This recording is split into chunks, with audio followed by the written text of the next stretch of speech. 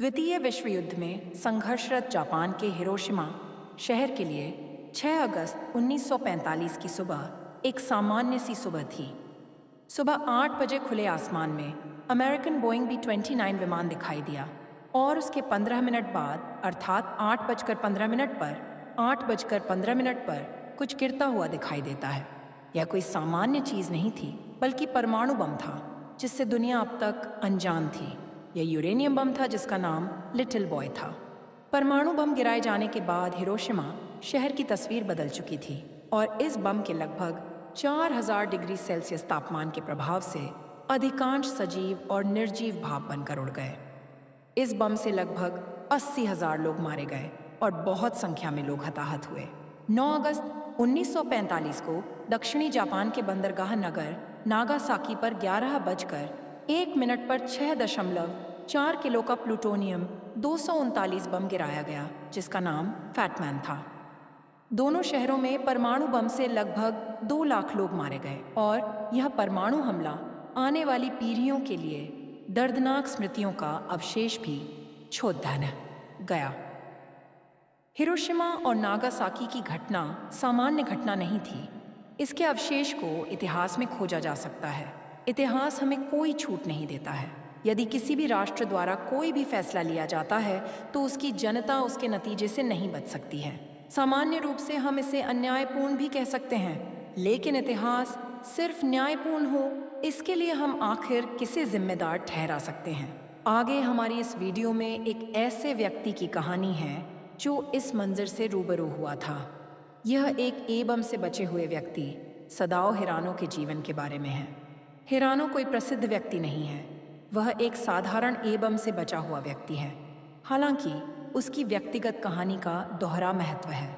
सबसे पहले यह स्पष्ट रूप से बताता है कि कैसे बचे हुए लोगों को एबम के प्रभावों से पीड़ित होना पड़ा है।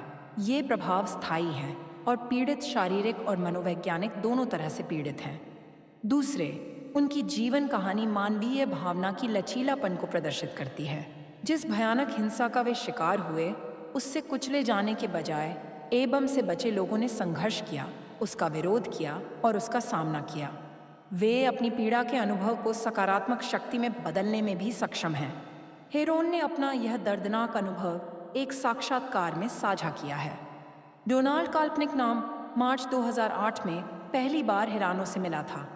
डोनाल्ड ने 2008 में उनका गहन साक्षात्कार लिया और 2009, 2011, 2013 और 2015 में अनुवर्ती साक्षात्कार किए।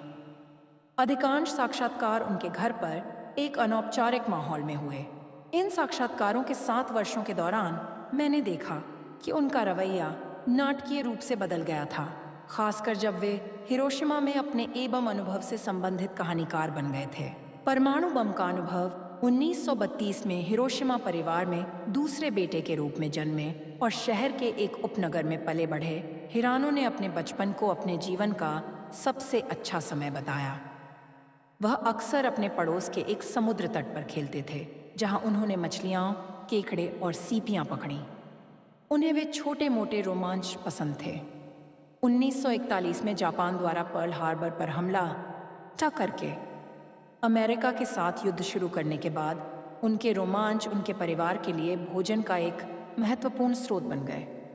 1945 में 12 साल की उम्र में हिरानो ने अमेरिका द्वारा परमाणु बम गिराए जाने से 4 महीने पहले हिरोशिमा शहर के एक जूनियर हाई स्कूल में दाखिला लिया। उसे स्कूल में पढ़ने के ज़्यादा मौके नहीं मिले। युद्ध की बिगड़ती स्थिति के कारण श्रमिकों की कमी का सामना करते हुए जापानी सरकार ने जूनियर हाई स्कूल के छात्रों को काम पर लगा दिया। हिरानो और उसके सहपाठियों ने खेतों पर काम किया या अमेरिकी हवाई हमलों की तैयारी के लिए आग रोकने के लिए घरों को ध्वस्त करने में मदद की।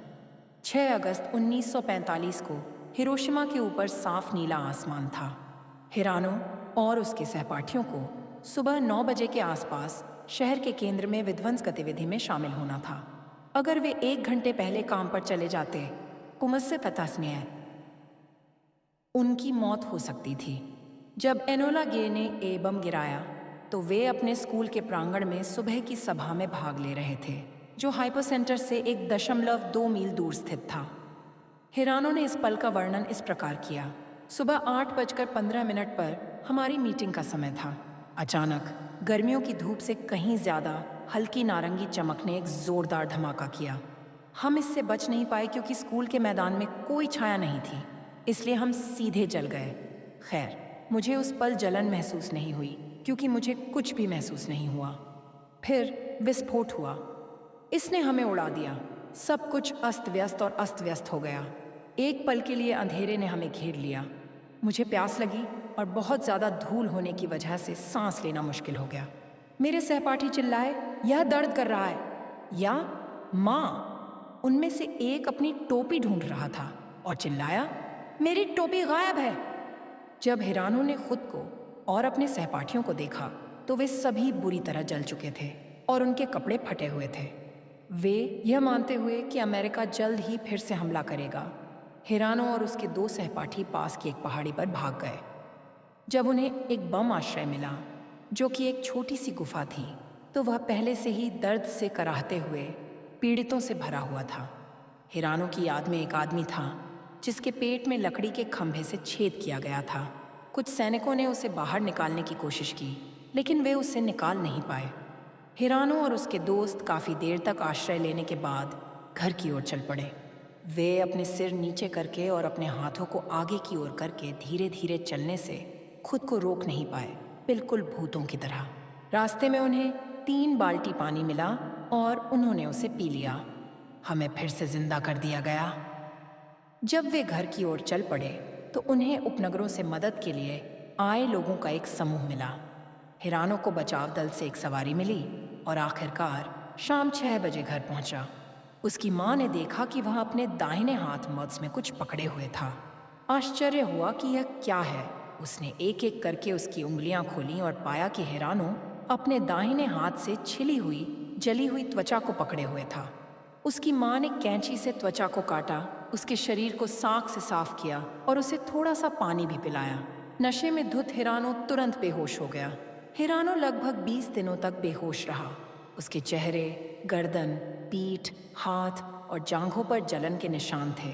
सबसे ज्यादा जलन उसके दाहिने हाथ में थी।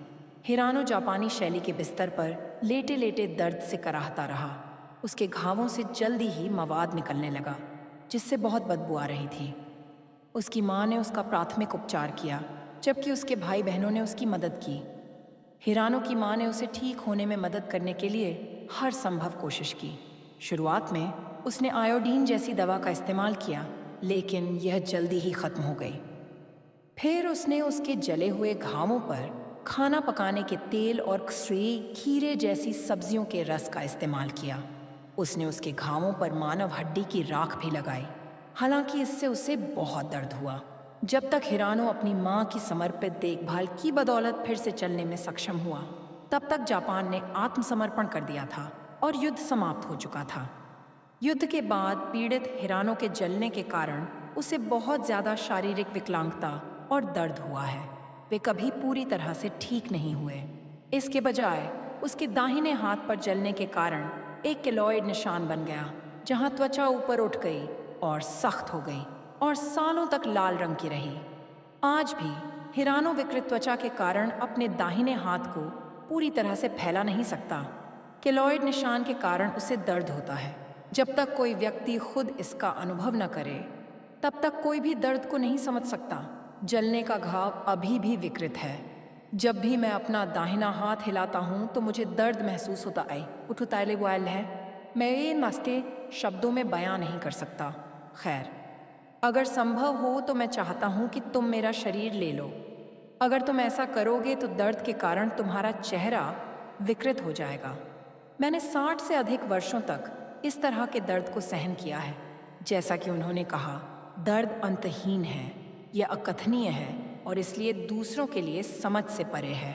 इस प्रकार हिरानो मुस्कुराने और इसे सहन करने के अलावा कुछ नहीं कर पाया है। अणुबम से बचे लोगों को उनके असामान्य रूप और या विकिरण के संपर्क में आने के कारण, जिसे लोग संक्रामक मानते थे, उन्हें खुद से दूर रखा गया। केलॉइड निशान ने हिरानो की शारीरिक बनावट को सामान्य से बदसूरत या यहाँ तक कि गंदे में बदल दिया, जैसा कि उन्होंने साक्षात्कार में स्पष्ट रूप से कहा था।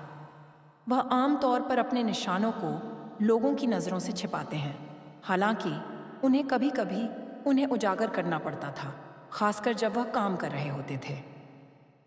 1951 में हाई स्कूल से स्नातक होने के बाद मंटिए कबाश ने उन्हें हिरोशिमा के एक स्थानीय बैंक में नौकरी मिल गई। उन्होंने अक्सर देखा कि बैंक में ग्राहक उनके दाहिने हाथ को घूरते थे, जैसे कि उनका निशान उन्हें अजीब लग रहा हो। उन्होंने खुद को एक ए-बम उत्तरजीवी के रूप में पेश करना शुरू कर दिया, ताकि उन्हें यह समझा सकें कि उनका हाथ इतना बदसूरत क्यों है। उन्होंने कहा, मुझे ग्राहकों को बताना पड़ता था कि मैं एक ए-बम उत्तरजीवी हूँ, हालांकि मुझे ऐसा करना पसंद नहीं था, अन्यथा वे मेरे निशान को घूरना बंद नहीं करेंगे, जिसे मैं बर्दाश्त नहीं कर सकता था।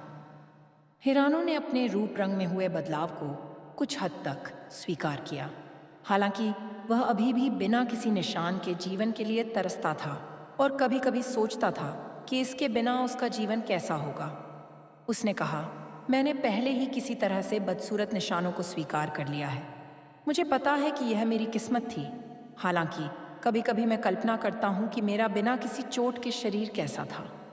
मुझे याद है कि मेरे दाहिने हाथ की त्वचा सुंदर थी, लेकिन यह सिर्फ पीछे मुड़कर देखने की बात है। वास्तव में मेरा शरीर घावों और निशानों के कारण बदसूरत है। उसके शारीरिक रूप में आए परिवर्तन ने हिरानो को मनोवैज्ञानिक रूप से प्रभावित किया, जिससे अक्सर उसकी मानसिक स्थिति अस्थिर हो जाती थी। इस प्रकार हेरोन ने अपनी कहानी समाप्त की है। हिरोशिमा और नागासाकी पर परमाणु बमबारी का लोगों के जीवन पर गहरा प्रभाव पड़ा। इन हमलों में लाखों लोग मारे गए और जो बच गए वे शारीरिक और मानसिक रूप से प्रभावित हुए।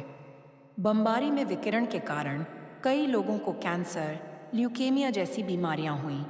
हमले के बाद के वर्षों में पीड़ितों ने डर, चिंता और अवसाद जैसी समस्याओं का सामना किया।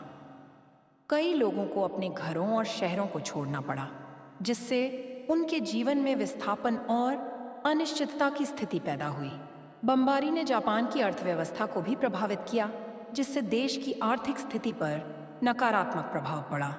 इन हमलों ने विश्व को परमाणु शस्त्रों के खतरों के प्रति जागरूक किया और शांति और निरस्त्रीकरण की आवश्यकता को उजागर किया। यह घटना मानवता के लिए एक बड़ा सबक है, जो हमें शांति और सहयोग की दिशा में काम करने के लिए प्रेरित करती है।